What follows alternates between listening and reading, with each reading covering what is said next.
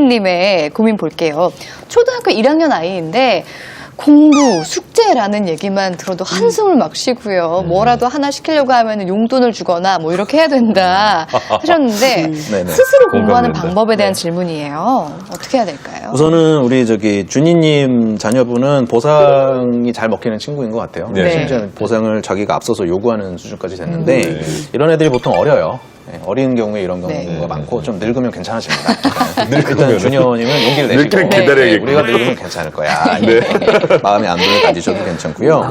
용돈을 주는 거 저는 괜찮다고 봅니다. 단 문제집 한 장 푸는 게 아니라 어떤 과제를 달성했을 때, 어떤 패러그래프를 달성했을 때, 어떤 목적을 달성했을 때를 기준으로 용돈 주는 건 괜찮고요. 그러니까 이런 식인 거죠. 문제집 한 장 풀었을 때 용돈이 아니라 이걸 풀어서 몇 개 맞으면 용돈. 그렇죠. 이런 그 챕터를 식인가요? 다 공부해냈을 때, 자기가 풀어가지고 뭐 맞춰냈을 때 이런 걸 좀 기준으로 하셨으면 좋겠고, 그 다음에 체크 같은 거 해줄 필요를 많이 느끼시잖아요, 부모님들이. 얘가 아는지 모르는지. 체크하실 때 어떻게 체크할 건지 이런 애들은 미리 알려주세요. 엄마가 설명시킬 거야, 답을 맞추는지 볼 거야, 시간 내에 푸는지 볼 거야, 등등 체크하는 방법을 알려주잖아요. 그럼 눈에 막 불을 켜고 공부합니다. 이런 특징인 아이들이. 그거 좀 추천을 드리고요.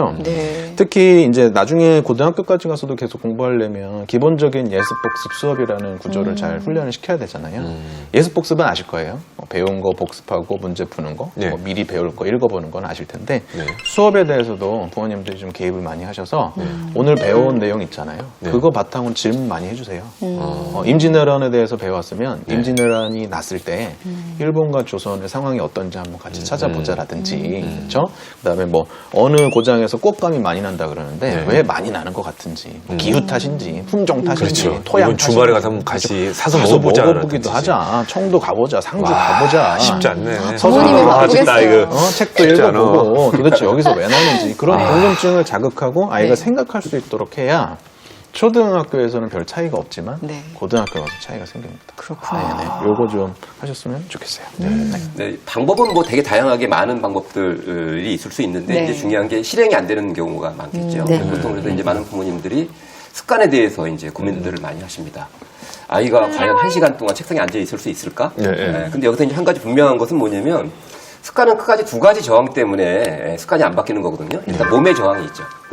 내가 늘 편한 자세로 있다가 바른 자세로 있는 게 쉽지 않은 거죠. 또 하나 이제 무시 못하는 게 마음의 저항이 있는 거거든요. 난 늘 게임만 좋아했거든. 근데 어느 날 갑자기 딱딱한 책을 읽으래. 따라서 이 두 가지 저항을 최소화시키는 어떤 그런 방법이 필요한데요. 보통은 이제 책상에 앉아서 자기가 좋아했던 일을 하도록 하는 게 1단계라고 볼 수 있습니다. 어떤 아이가 레고를 되게 좋아해요. 그럼 책상에 앉아서 레고를 하는 거죠. 그러면 사실은 이제 몸의 저항은 좀 느끼겠지만 마음의 저항은 없겠죠. 그렇게 해서 조금 이제 몸의 저항이 좀 줄어들면 예를 들어서 아이가 좋아하는 만화책을 보도록 하는 거죠. 레고 다음으로. 그렇게 해서 저항을 최소화시키면서 결과적으로 동화책을 거쳐서 공부까지 갈 수 있는 이런 식으로 자연스럽게 좋은 습관으로 전이되는 과정을 잘 생각하셔야지 습관 고쳐. 이 얘기는 제가 볼 때 인류 역사 항상 나왔던 얘기인데 성공하는 사례가 별로 없는데 그것은 뭐냐면 중요한 원리가 있습니다. 습관은 자기가 좋아하는 일을 하면서 고쳐야 돼요. 하기 싫은 일을 하면서 습관을 고치는 것은 불가능하다. 꼭 말씀드리고 싶습니다. 이번엔 영어 공부에 대한 이야기를 좀 해볼게요. 우리 세교초님이 새학기 5학년에 올라가는데 영어 공부를 어떻게 해야 될지 모르겠다고 뭐 영어 공부 비롯해서 과목별로 어떻게 하면 좋을지 좀 이야기를 나눠보면 좋을 것 같아요.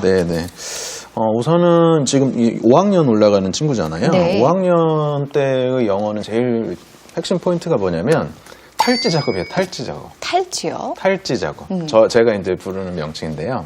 그러니까 우리나라 애들이 요새는 어렸을 때 초등학교 때 굉장히 21세기 스타일로 영어 잘 배워요. 뭐 멀티미디어도 활용하고 막 진짜 외국인 선생님도 만나고 뭐 엄청 제대로 배우는데 문제가 뭐냐, 초등학교 때는 그렇게 배우지만 중학교 가서부터 보는 입시 영어는 그냥 20세기다 똑같다 이거죠. 그렇죠. 그래서 이 괴리가 좀 있기 때문에 그냥 내버려두면은 초등학교 때 멋지게 공부하다가 원래 어영부영하다가 중학교, 고등학교 입시 영어에서 막 나 어떡해 막 이런 애들이 있어요. 그래서 그런 그 부담을 줄이려면 초5, 6부터 중1 올라가는 단계에서는 조금 부모가 의도적으로 탈지 작업, 기름기 빼주는 거예요. 그래서 좀 예전에는 뭐 그래머 하면서 멋지게 배우고 뭐 이렇게 했다면 이제 그냥 문법 이렇게 해가지고 투부정사, 동명사, 분사식에 네네. 그냥 우리 때 배우던 영어 스타일도 필요하다. 그런 현실에 걸 토대로 뭐 구문독해, 직독짓기 하는 능력을 기르려면 네. 지금 이제 좀 그런 걸 받아들일 때가 됐다라는 것을 좀 알려주시는 게 되게 중요한 시점이라고 저는 봅니다. 저희 아이는 이제 지금 고등학교 올라가거든요. 지금 이럴 때는 지금 어떻게 계획을 세우는 게 좋을까요? 제가 한번 여쭤보겠습니다. 예. 네. 그 아드님이시죠? 네. 그 문과 성향이 강하다고 생각하세요? 이과 성향이 강하다고? 이과가 뚜렷합니다. 그러면 이제 문과 성향이 강한 친구들이 있습니다. 네. 이런 친구들은 문법 가르치면 안 되거든요. 그러니까 성향이 완전히 반대예요. 네. 그러니까 논리적인 사고가 강한 사람들은 문법을 통해서 구조가 이해가 돼야지만 문장이 이해가 되는 거고요. 네. 보통 우리가 언어적 능력이 뛰어난 사람들은 네. 아무 어하잖아요. 그죠? 예. 읽으면 무슨 말인지 알겠는데 이걸 자꾸 문법으로 따지라 그러면 아이들이 오히려 완전히 흥미를 잃어버리고 영어와 담을 쌓는 경우도 많이 있습니다. 그래서 그 문과적 성향이 강하고 예를 들면 비문학보다는 문학을 좋아하고 이런 친구들 같은 경우에는 실제로 자기가 좋아하는 문학책을, 영어책을, 원서를 많이 읽는 것만 가지고도 충분히 입시형 돌파할 수 있습니다. 근데 많이가 포인트입니다. 많이가. 많이 그렇죠. 안 읽으면서 그냥 자기 멋대로 독해하는 애들도 되게 많아요. 야. 그러면은 어렸을 때 해리포터 읽을 때는 괜찮아요. 네. 그런데 고등학교 영어라는 거는 사실 영어로 쓰여진 비문학 독해거든요. 거의 100%. 네. 그래서 어법 문제도 정확하게 맞추고 영어에서도 득점을 하려면 적절한 문법 섭취는 필요한데 다만 그런 식의 구조적인 학습이 좀 이렇게 싫어하는 아이들도 있어요. 그렇다면 네. 많은 독해, 예. 많은 리딩을 한다면은 극복도 가능한 얘기죠. 국어 같은 경우에는 네. 어떤가요?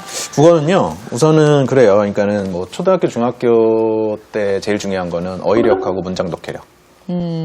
애들 어휘력 엄청 낮습니다, 요새. 영어는 잘하고요, 국어를 못해요. 맞아요. 예. 최지은 씨는 집에 가셔서 한번 자녀분한테 물어보십시오. 네. 개편하다가 무슨 뜻일 것 같냐? 개편하다. 네네. 개편하다가 무슨 뜻일 것 같니? 하고 유빈아 하고 물어보시면 아마 좀 네. 재밌는 답변이 나올 수도 있어요. 아, 그럴까요? 네, 그래서 네네. 개편하다에 대해서 물어봤을 때 답변을 기준으로 네. 제대로 답을 하면은 네. 그 어휘력이 괜찮구나. 네. 이상한 얘기를 하면은 이제 어휘력 보완이 저희 필요하구나. 개편이라는 단어는 저희 약간 그 굉장히, 직업적인 개편 방송 저희도 이제 개편에 걸려 있는 거라서 그렇죠. 그건 알죠. 민감하시겠지만. 다른 단어 하나만 더 주시죠. 네, 그다음에 뭐 믿었다. 이게 믿었다로 하겠습니다. 믿었다. 미친 듯이 덥다 이런 애들이 있어요. 개편하다, 엄청 편하다 뭐 이런 얘기들을 해요. 미친 듯이 떴다. 정말 한심한 수준이죠. 그래요? 영어는 잘하고 국어가 안 돼요. 그래서 네네네. 어휘력 기르기 위해서 독서라든지 아니면 어휘력 교재가 따로 있어요, 요새. 네. 그런 거 공부하는 것도 중요할 수 있고요. 네. 그다음에 두 번째는 그 문법 배우는 건데요. 중학교 가면 국어 문법을 배우는데 이게 고등학교 때 고스란히 또 나와요. 네, 그러니까 문법 배울 때 수업 잘 듣고 공부하는 거 두 번째. 네. 세 번째는 이런 겁니다. 아까 그 박정 소장님 말씀하신 건데 네. 미리 땡겨서 공부함으로써 내신 수능을 일치시키는 게 국어가 참 잘 맞아요. 뭐냐면 우리 학교 때 국어 공부 배웠던 거 생각해 보십시오. 맨날 선생님이 들어와서 이시, 운율, 주제, 심상, 어조 맨날 설명하시면 우리는 뭔지도 모르고 받아 적고 외워서 시험 봤죠. 네네. 네. 문제는 뭐냐? 중학교 때까지는 그 외운 것만 물어보지만 고등학교 가면 안 배운 시가 출제된다. 그러면 이건 어떻게 분석 감상할 거냐? 네. 이제 답을 못 찾죠. 네. 그래서 학교 수업 시간에 국어 선생님한테 배우기 전에 미리 자기가 그 시에 관련된 평가 문제집을 풀어봅니다. 그러면 자기는 그 시에 대해서 외운 지식이 하나도 없죠. 네. 어떻게 풀겠습니까? 자기가 생각해서 풀 수밖에 없죠. 그런 식의 분석 감상력을 미리 땡겨서 네. 논설문, 설명문도 평가 문제집을 미리 풀어보고 시도 미리 풀어봄으로써 틀릴 수 있어요. 네. 틀려도 괜찮습니다. 틀려봐야 생각할 수 있거든요. 예, 이런 연습을 국어에다가 좀 많이 시켜주시면 좋고요. 좀 어린 자녀를 위해서 한 가지 팁을 드리면 네. 전과나 자습서에 보면은 국어 교과서와 달리 설명이 적혀 있죠. 네, 있더라고요. 그 설명 미리 좀 교과서에다가 연필로 옮겨 적고 수업 듣게 해보십시오. 예, 그래서 학교에다가 국어 책 놔놓고 오지 말고 네. 국어 수업 들은 날을 미리 가져와서 자습서에 있는 설명 옮겨 적고 수업 들으라고 한번 해보세요. 굉장히 좋은 게 뭐냐? 네. 적어놨는데 선생님 설명하신다 핵심.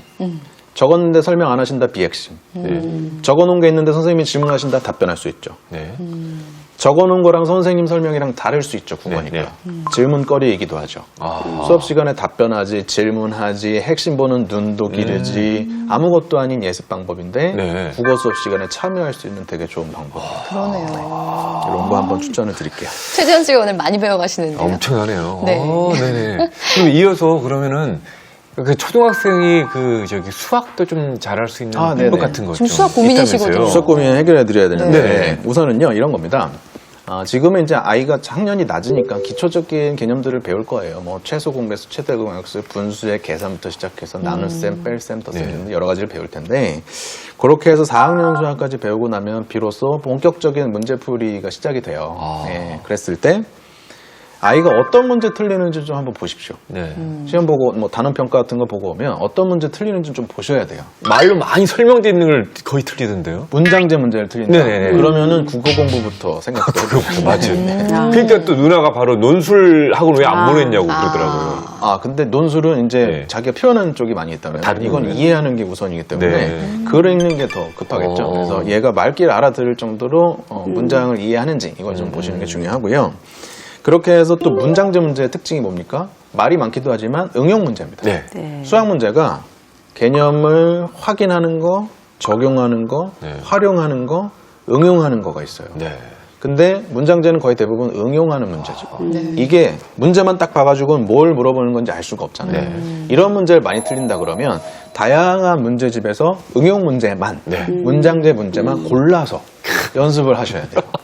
반대로 네. 그냥 전형적인 문제, 그냥 그 단원에서 그냥 늘상 보는 유형의 문제를 틀린다? 네. 그러면은 걔는 같은 책을 여러 번 풀어보시는 게 더 나아요. 이게 좀 다릅니다, 양상이. 그래서 응용력, 발상력이 낮다, 여러 응용 문제에 접하게 해줘야 된다. 네. 기본적인 과정 전개력이 떨어진다. 네. 같은 책을 반복해서 숙달시켜주는 게 더 낫다. 이렇게 좀 차이가. 두 개 다 안 된다? 그럼 두 개 다 하면 한다. 기초 개념부터 하셔야 되거든요. 네. 근데 이제 그 과정에서 네.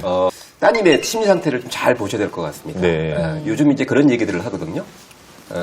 우리나라에서 수학은 포기하지만 않으면 2등급이다, 수능에서. 이런 얘기를 해요. 맞아요.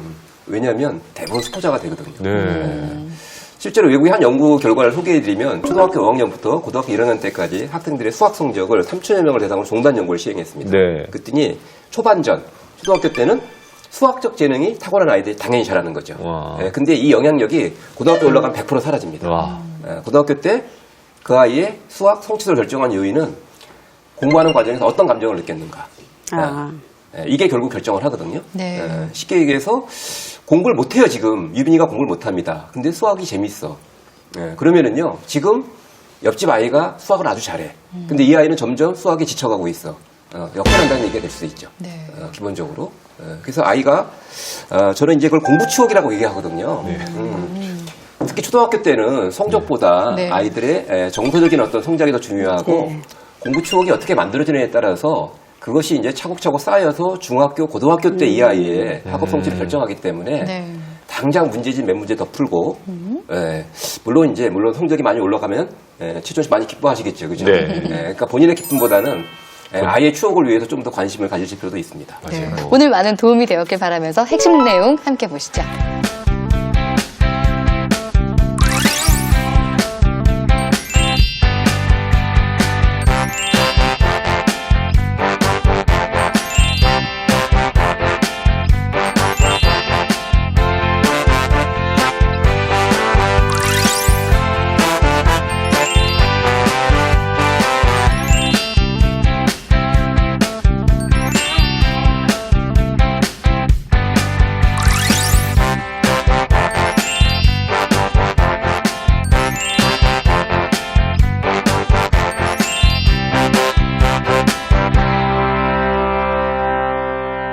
다음 주면은 아마 다 개강을 하고 개학을 할 텐데요. 아마 신학기 되면서 아이들보다 더 많이 불안해하는 부모님들 계실 거거든요. 오늘 다 방송에서 많이 배우셨겠지만 그분을 위해 한 말씀씩 부탁드릴게요. 저는 부모 역할의 가장 기본이 뭐냐면, 불안을 해소하기 위해서 많은 분들이 정보를 찾고 뭘 많이 하시거든요. 아이 더 불안해지죠.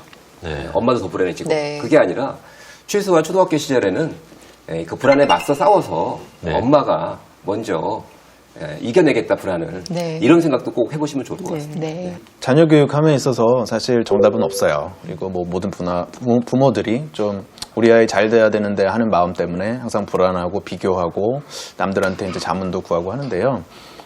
우리나라 아이들 생각보다 많이 착하고요, 똑똑하고 잘 해낼 수 있는 잠재력 많이 있습니다. 네. 그걸 우리가 어른의 욕심으로 방해하고 사그라뜨리지 말고 그런 걸 잘 펼칠 수 있도록 좀 더 믿어주고 아이가 선택해 볼 수 있도록 기회를 주고 그 과정에서 설사 조금 실패하거나 실수하더라도 용기를 줘서 두려움을 잊고 회피하지 않고 도전할 수 있는 아이로 좀 키웠으면 하는 바람입니다. 네. 학교 다닐 때 주변에 보면요, 아이들이 반항심 가득해서 부모님한테 공부가 인생의 전부는 아니잖아요, 이렇게 얘기하는 걸 많이 봤어요. 그럴 때면 부모님이 그래도 대부분이잖아 라는 얘기를 많이 하시던데요. 그래도 부모님이 좀 욕심을 내려놓고 아이들과 함께 이야기를 나누면서 아이가 직접 진짜 원하는 것은 무엇인지 한번 귀 기울여보는 시간을 가져봤으면 좋겠습니다. 그렇게 하면은 아이들의 행복과 성적 모두 잡을 수 있을 거라고 믿습니다. 저는 여기서 인사드리겠습니다. 고맙습니다. Ripples in a brook made my heart an open book. Why